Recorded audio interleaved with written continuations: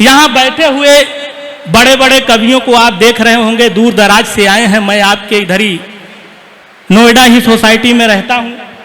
नहीं तो ये मत बताएं। और यहाँ बैठे हुए ये लोग जो हैं, अगर कवि सम्मेलन जगत को क्रिकेट से तुलना करें संजय भैया, तो यूं समझिए कि यहाँ विराट कोहली, रोहित शर्मा, महेंद्र सिंह धोनी जैसे लोग बैठे हैं और युवा शुभमन गिल आपके सामने खड़ा है। बहुत अच्छे। या दूसरी तरह बात करूं, आज बाबाओं का दौर चल रहा है। अगर आप ऐसे समझें कि आपके सामने मंच पर रामपाल, राम रहीम और आसाराम जी जैसे लोग बैठे हैं, तो बागेश्वर धाम वाले धीरेन्द्र शास्त्री आपके सामने खड़े हैं। बहुत अच्छे, बहुत अच्छे भाई। बस आनंद लीजिए, कविताओं से जुड़िए, माहौल जैसा है वो चलता रहेगा। 10-15 मिनट आपके बीच रहूंगा। ये वैश्य समाज का कार्यक्रम है। मुझे आप सब लोगों ने सम्मान दिया, दीपक भैया के नेतृत्व में आया हूं। जब मैं बनारस से नोएडा आया, मैं वहीं से शुरू होना चाहता हूं। देखता हूं कि आप लोगों का कितना प्यार मेरे लिए है। निरंतर प्यार मिलता रहता है। आज के इस प्रांगण में देखता हूं, जब मैं बनारस से आया जेएसएस में इंजीनियरिंग करने के लिए, बताना पड़ता है कि पढ़ा लिखा कवि हूं, इससे थोड़ा इंप्रेशन और बढ़ जाता है। तो जब मैं आया इंजीनियरिंग करने के लिए, तो मेरे घर वालों ने मुझे समझाया, बोला देखो बनारसी आदमी हो, पंडित आदमी हो, तंत्र मंत्र सीख करके यहीं घाट पर बैठ जाओ। और उत्तर प्रदेश में इंजीनियरिंग की तो ये हालत है कि जितने इंजीनियर नहीं है उतने इंजीनियरिंग कॉलेज हैं। मैंने उनकी बात मान ली। साहब बिल्कुल आनंद लीजिए, आनंद के मूड में आइए। मोबाइल वोबाइल बंद कर दीजिए थोड़ी देर। अग्रवाल मित्र मंडल का इतना सुंदर कार्यक्रम चल रहा है, चाय नाश्ता हो गया, मोबाइल बंद करके कविता का आनंद लीजिए। कवियों के लिए भिजवा दो मंच पे थोड़ा सा। हालांकि हम बड़े लोगों को बोलने से डर लगता है मोबाइल के लिए, क्योंकि मोबाइल का ऐसा दौर है कि आदमी आजकल तभी आराम करता है जितने देर मोबाइल चार्जिंग में लगी होती है। और बड़े लोगों की बात छोड़िए, मेरा 6 साल का लड़का है, वो भी दिन रात मोबाइल में लगा रहता है। उसको समझाते हुए मैंने कहा कि बेटा मोबाइल बंद करो, पढ़ाई लिखाई पे ध्यान दो। बोले पापा इससे क्या होगा? मैंने कहा पढ़ोगे लिखोगे अच्छे नंबर आ जाएंगे। बोले पापा इससे क्या होगा? मैंने कहा टॉप करते जाओगे, अच्छी खासी नौकरी लग जाएगी। बोले उससे क्या होगा? मैंने मजाक में कह दिया तुम्हें कोई समझदार पढ़ी लिखी बीवी मिल जाएगी। उसने तपाक से कहा आपको मिल गई क्या? वाह वाह वाह वाह वाह वाह वाह, बहुत ये इंटेलिजेंट आज के लड़के हैं। और लड़कियां, मेरी बेटी का मार्कशीट आया, सही घटना बता रहा हूं। मैंने देखते हुए बोला कि बिटिया बाकी सब तो ठीक ठाक है, लेकिन मैथमेटिक्स में थोड़ी कमजोर हो। बोली पापा आपकी बेटी हूं, आप पर गई हूं, आपकी बेटी हूं, आप पर गई हूं, फीलिंग प्राउड अपने बाप पर गई हूं।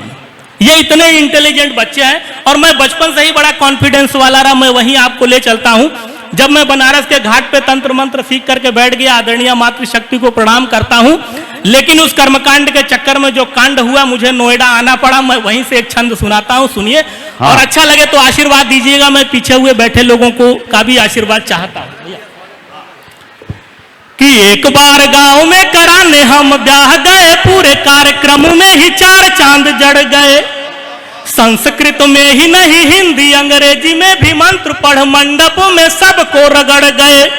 और मारा मारी धक्का मुक्की लाठी डंडे जूते चले, कि मारा मारी धक्का मुक्की लाठी डंडे जूते चले। दूल्हा और दुल्हन को 10-20 पड़ गए, कि मारा मारी धक्का मुक्की लाठी डंडे जूते चले। दूल्हा और दुल्हन को 10-20 पड़ गए, क्योंकि फेरे वाला मंत्र पढ़ना था और हम गलती से पिंडदान वाला मंत्र पढ़ गए। बहुत अच्छे। और इसी बीच में हमारे लोकप्रिय आदरणीय डॉक्टर महेश शर्मा जी का आगमन हो चुका है। एक बार जोरदार तालियों से हम उनका अभिवादन करें, स्वागत करें। तो कम से कम इतना तो आप लोगों का बनता है कि एक बार जोरदार तालियां मेरे लिए और डॉक्टर साहब के लिए जरूर बजाएं। जी जी जी, मैं डॉक्टर साहब के लिए बजवा रहा हूं। बेटा तू 1 हफ्ते से नोएडा में इन्हीं के कंधे पे बंदूक चलवा के तालियां बजवा रहा है। वो छंद दोबारा सुनने का आदेश मिला है मुझे। अब मैं चाहता हूं कि एक बार आप तालियां बजाएं, फिर मैं वहीं से शुरू करता हूं। तो डॉक्टर साहब मैं यही बता रहा था कि जब मैं बनारस से चला, अच्छा बनारस से भी आपका खास लगाव है ये मैं जानता हूं।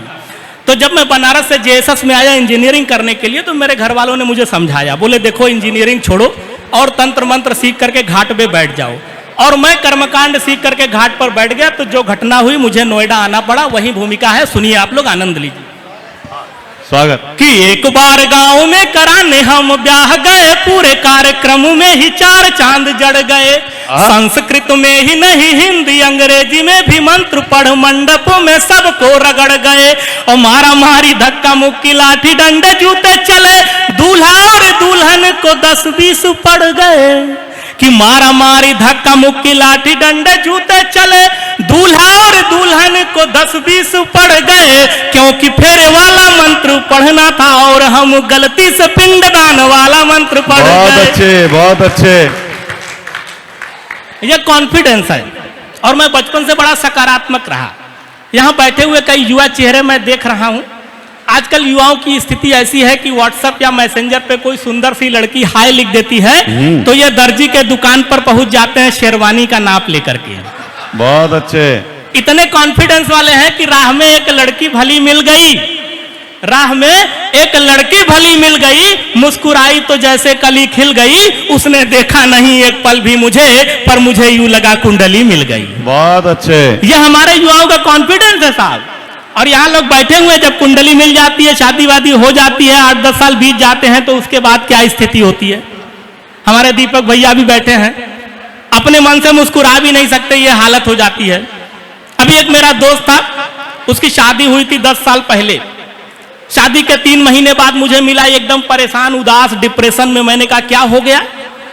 बोला बहुत टेंशन में हूं, सुसाइड कर लूंगा। मैंने कहा ऐसी क्या बात हो गई? बोले कुछ नहीं, तुम्हारी भाभी जो है 3 महीने से मायके गई है, आ नहीं रही है। चलो वो बात बीत गई। अभी कुछ दिनों पहले फिर मिल गया वैसे ही, बोला सुसाइड कर लूंगा, बहुत डिप्रेशन में हूं।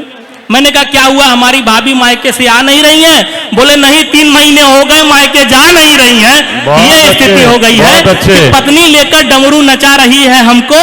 अपनी हालत तो बंदर के जैसी है और शक्तिमान तो हम शादी के पहले थे, अब तो हालत गंगाधर के जैसी है। अब तो हालत गंगाधर के जैसी है। हमारे दीपक भैया बैठे हैं, आप देख रहे होंगे दीपक भैया को। ये क्या है कि बहुत अच्छी कविताएं सुनाते हैं। अभी आप सब लोगों ने सुना, 1 घंटे तक माहौल बनाने में दीपक भैया पूरी अपनी ऊर्जा लगाए। लेकिन क्या हुआ कि एक बार इनके पड़ोसी के यहाँ लड़ाई शुरू हो गई। पड़ोसी और पड़ोसन दोनों लोग लड़ने शुरू हो गए और ये जो है झरोखे से देख रहे थे। हमारी भाभी जी देखी, बोली ये क्या है? हमारे पड़ोसी पड़ोसन लड़ रहे हैं, तुम झरोखे से देख रहे हो, एक आध बार जाते क्यों नहीं? इन्होंने कहा अरे भाग्यवान, एक आध बार गया था तभी तो लड़ाई शुरू हुई। बहुत अच्छे। तो ऐसे सकारात्मक हैं दीपक भैया। मैं बात वही करता हूं, कॉन्फिडेंस। अच्छा, मैं महिलाएं बहुत कॉन्फिडेंस वाली हैं। यहां बैठे हुए मातृशक्ति को मैं इसलिए प्रणाम करता हूं कि मेरी बीबी भी बहुत सकारात्मक है। अब हुआ यूं कि अभी कुछ महीने पहले डॉक्टर साहब मैंने बाल बनवाया। आप सोच रहे होंगे इसको बनवाने की क्या जरूरत है, लेकिन कभी कभी इसलिए हल चलवा लेता हूं ताकि इस बार फसल कुछ अच्छी आ जाए। बहुत अच्छे। जब मैं बाल बनवा के निकला तो लोग तरह तरह की बात करने लगे, लेकिन मेरी पत्नी का कॉन्फिडेंस देखिए। और मैं चाहता हूं कि बात अच्छी लगे तो कम से कम बैठे मातृशक्तियां जरूर ताली बजाएं कि मेरा सर कूल होकर बाल के कुछ बीज बोता है। मेरा सर कूल होकर बाल के कुछ बीज बोता है। मेरा बच्चा मेरी इस खोपड़ी को देख रोता है। हुआ गंजा उसी दिन से धर्म पत्नी लगी कहने, हमारे चांद का दीदार हमको रोज होता है। हमारे चांद का दीदार हमको रोज होता है। और साहब विकास जी, बच्चे तो इतने कॉन्फिडेंस वाले हैं कि मास्टर जी बच्चे को पढ़ाते हुए बोले कि बेटा एक बात बता, हमारा इतिहास बताता है कि हमारे पूर्वज बंदर थे। लड़का नोएडा का था, खड़ा हुआ, बोला गुरुजी थारे बंदर रहे होंगे, हमारे तो चौधरी थे। यह सकारात्मकता है। होली का माहौल है, मैं चाहता हूं कि जोगीरा से जोड़ूं। हाँ बिल्कुल, कुछ जोगीरा का आनंद लीजिए आप लोग। राजनीतिक जोगीरा है, सुनाने की कोशिश करता हूं, आपको आनंद आएगा। और मेरे साथ जुड़े, थोड़ा खुलेंगे भी, मैं इसलिए भी जोगीरा पढ़ना चाहता हूं। जी स्वागत है विनोद। एक बार पीछे से भी तालियों के साथ समर्थन दीजिए। आपका अपना कार्यक्रम है, हम सबका अपना कार्यक्रम है, हमें ही इसको सफल करना है। बिल्कुल नई नई कविताएं सुनिए। सजी सजाई थाली छिन गई, कि सजी सजाई थाली छिन गई, आप हुई बेहाल। सजी सजाई थाली छिन गई, आप हुई बेहाल। सिर्फ रायता लेकर बैठे हैं अब केजरीवाल। जोगीरा सारा रा रा रा, जोगीरा सारा रा रा रा, जोगीरा सारा रा रा रा, जोगीरा सारा रा रा रा। दिल्ली जीत बीजेपी वाले लो चल दिए बिहार। दिल्ली जीत बीजेपी वाले लो चल दिए बिहार। मन ही मन में डरे हुए हैं, खतरा पलटी मार जोगीरा सारा बहुत अच्छे भाई, वाह, जोगीरा वाह, वाह। सारा वाह। जोगीरा सारा जोगीरा सारा। और क्या हालत है, दिल्ली में चुनाव आया, आदरणीय त्रिलोक भैया आप सब लोगों ने देखा, क्या वहां बात निकल करके आई, मैं वही सुनाना चाहता हूं कि बड़े बुजुर्गों ने समझाया दारू बहुत खराब, आहा। बड़े बुजुर्गों ने समझाया दारू बहुत खराब, आम आदमी की बर्बादी कारण हुआ शराब। जोगीरा सारा बहुत अच्छे। जोगीरा सारा जोगीरा सारा जोगीरा सारा। राहुल जी का जादू छाया भारत में इस वक्त, आहा। बहुत जबरदस्त जादू है हाँ। कि राहुल जी का जादू छाया भारत में इस वक्त, जहां जहां प्रचार किए वो वहां जमानत जब्त। जोगीरा सारा बहुत अच्छे, बहुत जोगीरा अच्छे। सारा। और प्रवेश वर्मा की चर्चा थी दिल्ली में इस बार, प्रवेश वर्मा की चर्चा थी दिल्ली में इस बार, रेखा दीदी कुर्सी ले गई झटका लगा यार। जोगीरा सारा जोगीरा सारा। सीट बदल कर गलती कर दी मिली जोर की हार, सीट बदल कर गलती कर दी मिली जोर की हार।